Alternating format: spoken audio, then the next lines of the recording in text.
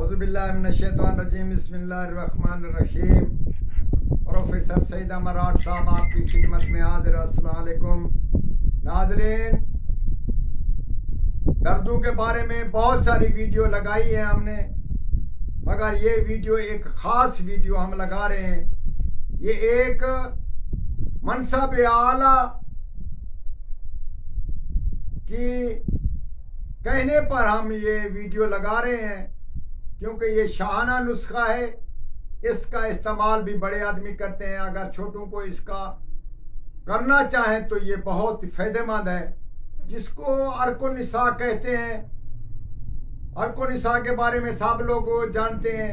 या इसके पट्ठू में दर्द हो, रीढ़ की हड्डी में दर्द हो, ऐसी सूरत में जो गड़बड़ेशन है, तो उसके बारे में, दर्दों के बारे में हम आपको इलाज बताते हैं।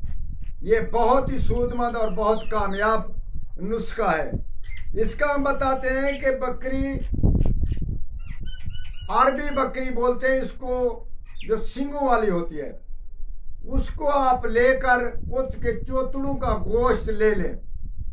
उसको 3 हिस्से कर लें। चोतड़ू वाले गोश्त को 3 हिस्से कर लें और एक हिस्से को सुबह को और शाम को 2 दफ़ा, एक हिस्से को उसकी यखनी बनाकर आप इस्तेमाल करें, पिए।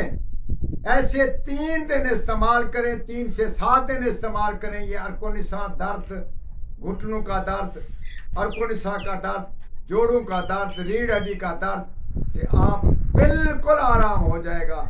आप ये नुस्खा इस्तेमाल करें, मगर है बहुत कीमती नुस्खा, क्योंकि आजकल गोश्त बहुत कीमती आ रहा है। मगर ये हम आपको बता रहे हैं कि ईद आ रहा है या कुछ आ रहा है, तो इसमें आप ये नुस्खा ज़रूर कर सकते हैं। और ये नुस्खा फ़ायदे से खाली नहीं, इसका इलाज ज़रूरी करना है। हम आपको वीडियो भी दिखाते हैं। वस्सलाम।